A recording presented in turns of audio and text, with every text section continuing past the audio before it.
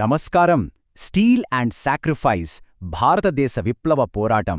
ఈ ఎక్స్ప్లెయినర్కి అందరికీ స్వాగతం. ఒక చిన్న నిప్పురవ స్వాతంత్ర్య పోరాటంలో దావానలంగా ఎలా మారిందో ఈరోజు మనం చాలా ఆసక్తికరంగా చూడబోతున్నాం. ముఖ్యంగా రాబోయే పోటీ పరీక్షలకి, ప్రధానంగా యూపీఎస్సీ 2026కి ప్రిపేర్ అయ్యేవాళ్లకి ఈ ప్రయాణం ఒక బెస్ట్ గైడ్లా ఉండబోతోంది. ఓకే, ఇక ఏమాత్రం ఆలస్యం చేయకుండా ఇందులోకి వెళ్దాం. ఈనాటి మన అజెండా 1. నిరోధకత ప్రారంభం, 2. ప్రపంచవ్యాప్త నెట్వర్క్, 3. సోషలిజం వైపు అడుగులు మరియు 5. కీలక వాస్తవాలు. ఖచ్చితంగా చెప్పాలంటే ఈ మైండ్ మ్యాప్ మీ ప్రిపరేషన్ని పర్ఫెక్ట్గా ఆర్గనైజ్ చేస్తుందనడంలో సందేహమే లేదు.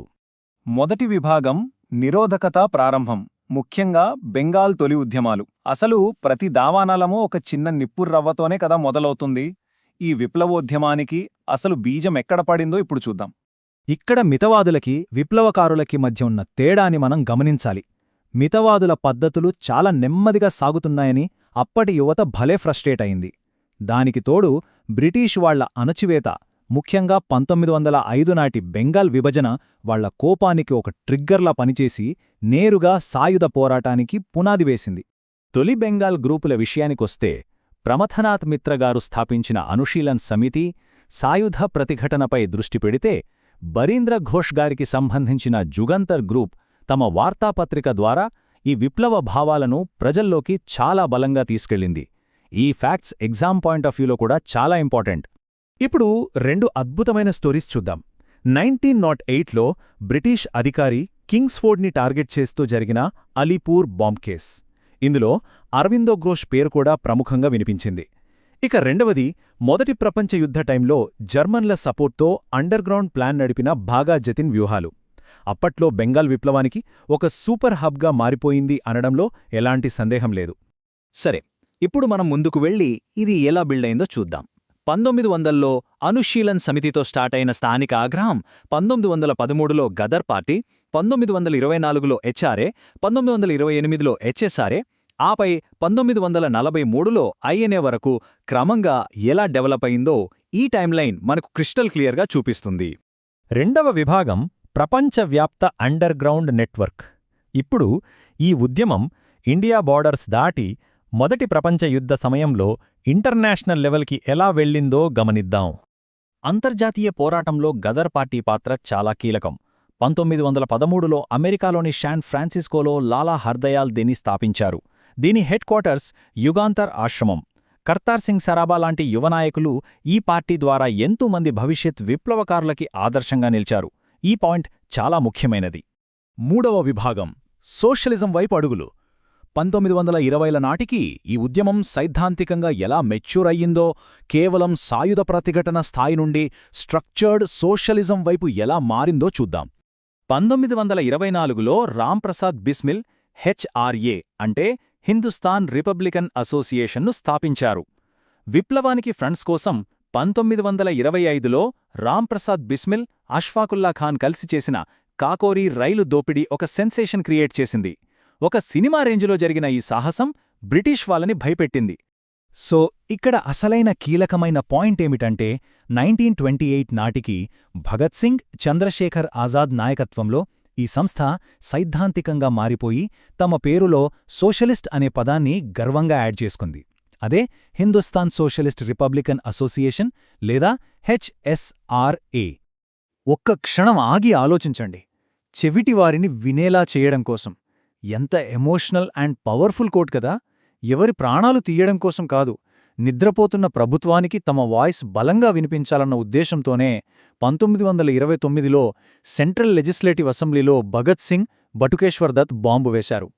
ఇన్క్విలాబ్ జిందాబాద్ ఈ చారిత్రాత్మక నినాదాన్ని అత్యంత పాపులర్ చేసింది భగత్ సింగ్.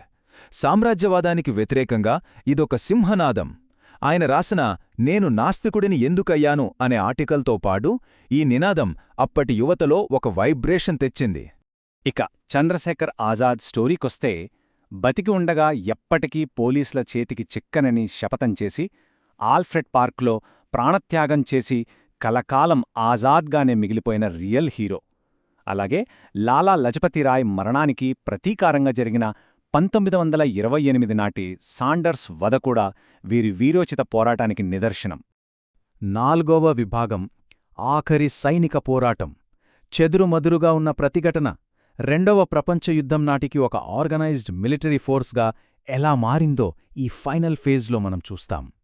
మొదటగా ఐఎన్ఏ అంటే ఇండియన్ నేషనల్ ఆర్మీ ప్రారంభ ప్రయత్నాల గురించి మాట్లాడుకుంటే 2వ ప్రపంచ యుద్ధ కాలంలో మోహన్ సింగ్ మొదటి ప్రయత్నం చేశారు. అదే సమయంలో రాష్ బిహారీ బోస్ ఇండియన్ ఇండిపెండెన్స్ లీగ్ను ఆర్గనైజ్ చేసి జపాన్లో ఐఎన్ఏ ఏర్పాటుకు పునాదులు వేశారు. నాకు రక్తాన్నివ్వండి, నేను మీకు స్వాతంత్ర్యాన్నిస్తాను, అలాగే ఢిల్లీ చలో 1943లో సుభాష్ చంద్రబోస్ ఇచ్చిన ఈ నినాదాలు ఒక ఎలక్ట్రిఫైయింగ్ ఎనర్జీనిచ్చాయి. సింగపూర్లో ఆజాద్ హింద్ ప్రభుత్వం ఏర్పాటు చేసి ఐఎన్ఏని మళ్లీ రీఆర్గనైజ్ చేయడంలో ఆయన రోల్ చరిత్రలో సువర్ణాక్షరాలతో రాయదగినది. ఈ సైనిక పోరాటంలో ఉన్న మరో గొప్ప ప్రోగ్రెసివ్ స్టెప్ ఏంటంటే మహిళల భాగస్వామ్యం. అవును, కెప్టెన్ లక్ష్మీ సెహగల ఆధ్వర్యంలో నడిచిన రాణి ఝాన్సీ రెజిమెంట్ భారత స్వాతంత్ర పోరాటంలో మహిళా శక్తికి ఒక పర్ఫెక్ట్ ఎగ్జాంపుల్. 5వ విభాగం ఫైనల్ రివిజన్ కీలక వాస్తవాలపై పట్టు సాధించడం. సరే, ఇప్పుడు ఎగ్జామ్ ప్రిపరేషన్ కోసం నేరుగా కొన్ని అద్భుతమైన స్ట్రాటజీస్ చూద్దాం. ఈ పేర్లో ఎగ్జామ్ టైంలో టక్కున గుర్తుకు రావాలంటే ఈ సూపర్ మెమరీ ట్రిక్స్ వాడండి. లాల్ బల్పాల్ అంటే పంజాబ్, మహారాష్ట్ర, బెంగాల్. అలాగే బిఏఎస్ఆర్ అంటే భగత్ సింగ్, ఆజాద్, సుఖ్దేవ్, రాజ్గురు. ఇక ఐఎన్ఏకి సంబంధించి ఎంఆర్ఎస్ అనగానే మోహన్ సింగ్, రాష్ బిహారీ బోస్, సుభాష్ బోస్. భలే సింపుల్గా ఉన్నాయి కదూ. ఇప్పుడొక చిన్న పాప్ క్విజ్. ప్రిలిమ్స్లో మోస్ట్ ఎక్స్పెక్టెడ్ క్వశ్చన్. గదర్ పార్టీని ఎవరు, ఎక్కడ స్థాపించారు? ఒక్క సెకండ్ ఆలోచించండి. ఆన్సర్ ఏంటంటే అమెరికాలోని శాన్ ఫ్రాన్సిస్కోలో లాలా హర్దయాల్. కరెక్ట్గా గెస్ చేసిన వాళ్లందరికీ కంగ్రాట్స్. ఇలా చురుకుగా నేర్చుకుంటే ఎప్పటికీ మర్చిపోం కదా. మరియు ఇది అద్భుతంగా దేన్ని వివరిస్తుందంటే ఈ లాస్ట్ 1 మినిట్ రివిజన్ టేబుల్ని. ముజఫర్పూర్ కేసుతో ముడిపడి ఉన్న ఖుదిరాం బోస్, జాలియన్ వాలాబాగ్ మారణకాండకు ప్రతీకారం తీర్చుకున్న ఉధమ్ సింగ్, అలాగే అభినవ్ భారత్ని స్థాపించి 1857 తిరుగుబాటుపై పుస్తకం రాసిన విడి సావర్కర్. ఈ మ్యాచింగ్స్ చాలా క్రూషియల్. ఫైనల్గా ఒక్కసారి ఊహించుకోండి, బెంగాల్లో మొదలైన ఒక చిన్న స్థానిక నిరోధక నిప్పురవ్వ 1943 నాటికి ఏకంగా ఒక ప్రపంచవ్యాప్త సైనిక ఉద్యమంగా ఎలా రూపాంతరం చెందింది. నిజంగా రోమాలు నిక్కబొడుచుకునే చరిత్ర కదో.